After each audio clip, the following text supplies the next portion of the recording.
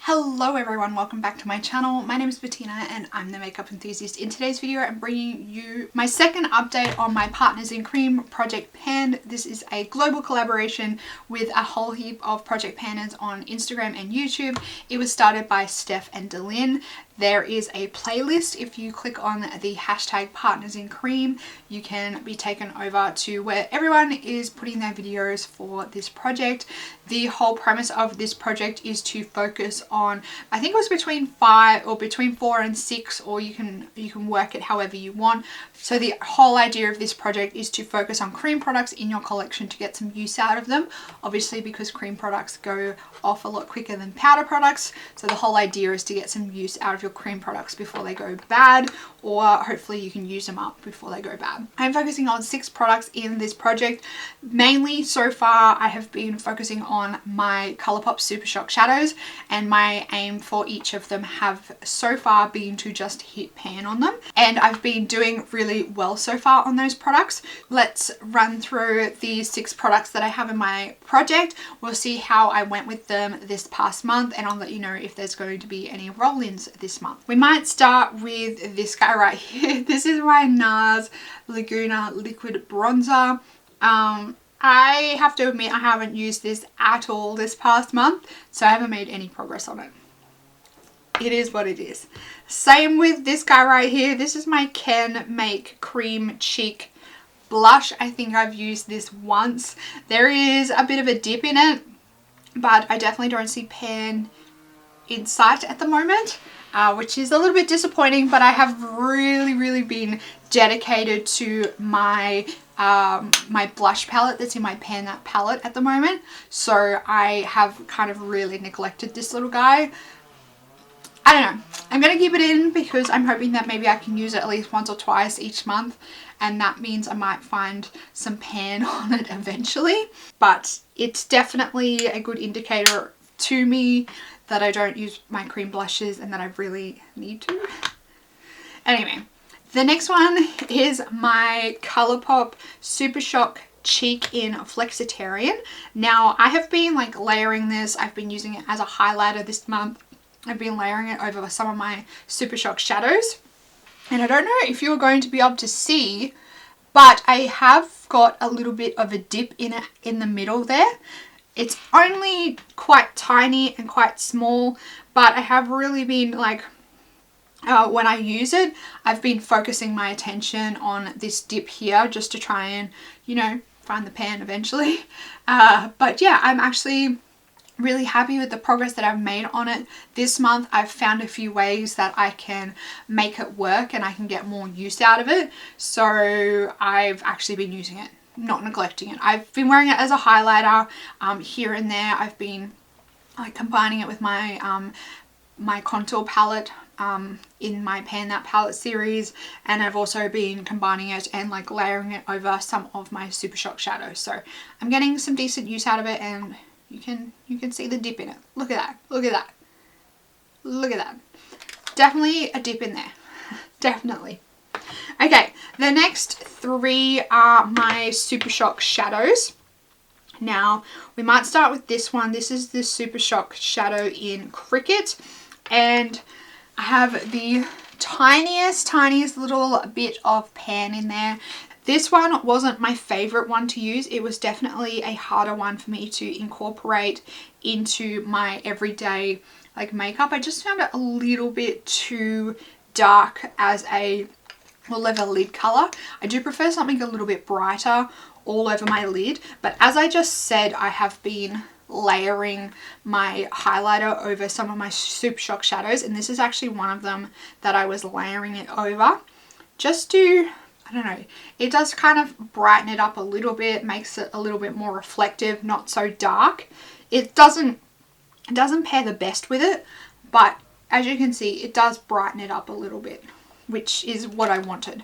So that is what I did to be able to hit pan on this one.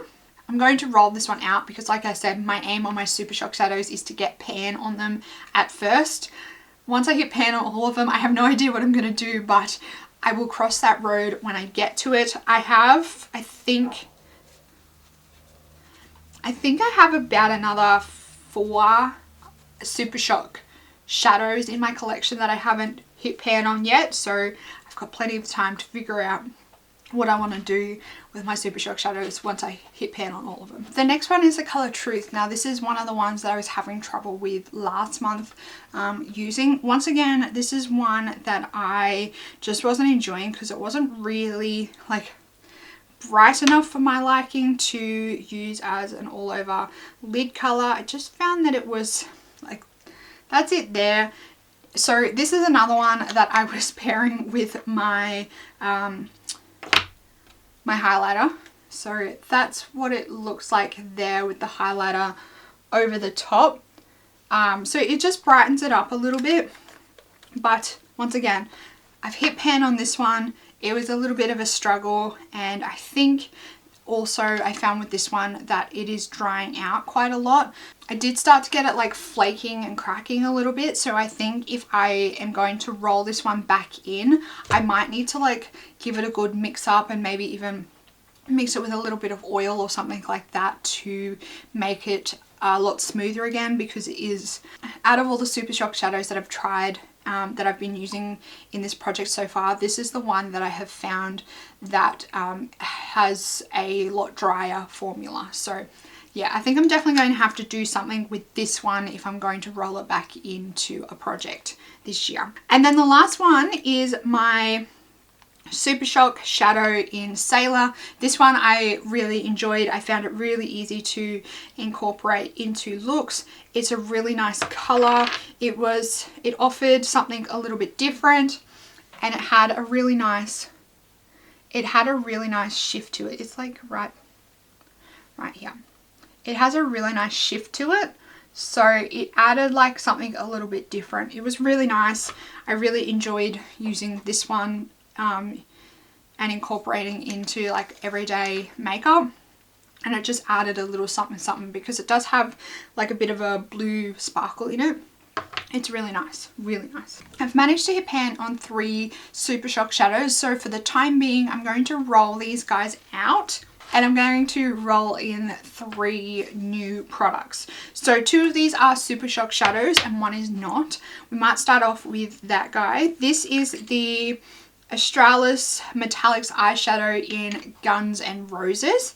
Now I just want to hit pan on this one, and I think I will find that really easy. I recently hit pan on another color in this formula, but it is actually a really soft, creamy, smooth formula. It's quite easy to hit pan on.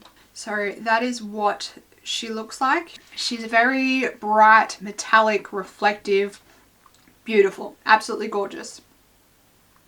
So there's that one, and that is Australis in Guns and Rose Petals. And then I also have the Super Shock shadow in Millionaire. Now I'm down to the point where the Super Shock shadows that I have left are not going to be easy colors for me to use on a regular or incorporate nicely. That's what Millionaire looks like. I think this one will be fine for me because it is like a coppery goldy color. I think that one will be fine, and I can kind of like pair it with brown eyeshadows. So I think I'll be fine with this one. And once again, I think if I put my Super Shock shadow, my Super Shock cheek over the top of it, let's see what this looks like.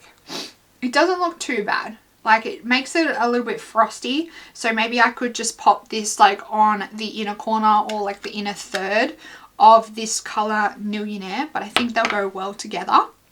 And then the last one I have is the Colourpop Super Shock shadow in Coconut. This one's going to take me a long time to hit pan on, I think, because I'm not going to wear this one to work. No way. But I think I might enjoy this one. Maybe. She's very blue. She's very blue. I think if I did some really nice blue looks and I put this like all over my lid, or even just on like the outer half of my lid or the inner half of my lid, I think that I would get some nice looks using this color. I just think that I will probably need to use this a couple of times before I can hit pan on it. So far, I think I'm finding about, it depends on the Super Shock shadow, but between like 2 and 10 uses is what I'm finding it takes me to hit pan on my Super Shock shadows. It just depends on the age of the Super Shock shadow. Like for example, this color Truth, I think it took me like 12 uses before I hit pan on it, just because it's drying out and it's a little bit of a chunkier, harder formula to work with. But ones like this one, Cricket, I think it only took me like 3 uses on this one. So some of them I'm finding really easy to hit pan on, others not so much. It just depends on like what stage in their life they're at and how soft the formula is, what particular formula it is. So this is a satin. I'm finding the satins and like the ultra glitters are easy for me to get through. That is my second update on my Partners in Cream project pan. Make sure you let me know down in the comments box how you are going on your cream products. I hope you are managing to rotate through a few of them, or if you're not hitting pan, at least maybe using a different cream product each day that you have in your collection. Just getting some good use out of your cream products, because like I said at the start, they do tend to go bad a lot quicker. The formula changes pretty quickly, and if you don't get use out of the products that you have in your collection, you're just going to be wasting your money. You've spent good money on those cream products, so I really encourage you to at least use them a couple of times or get some use out of them. Maybe pick a random cream product out of your collection each time you do your makeup and try and incorporate them into your makeup routine. If you want to watch some more updates on this Partners in Cream project pan, then I encourage you to click the hashtag that is just down below above my title. It'll be in blue.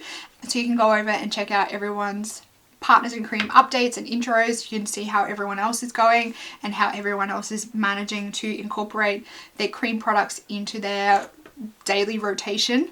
If you enjoyed this update and you love watching project pan videos, make sure you give it a big thumbs up. If you're new around here and you haven't already, I hope you would consider subscribing just down below. That's it for this video, everyone. I hope that you are having a fantastic day. I hope you are looking after yourself. I hope you're staying safe and healthy, and I will see you in the next video. Goodbye, everyone.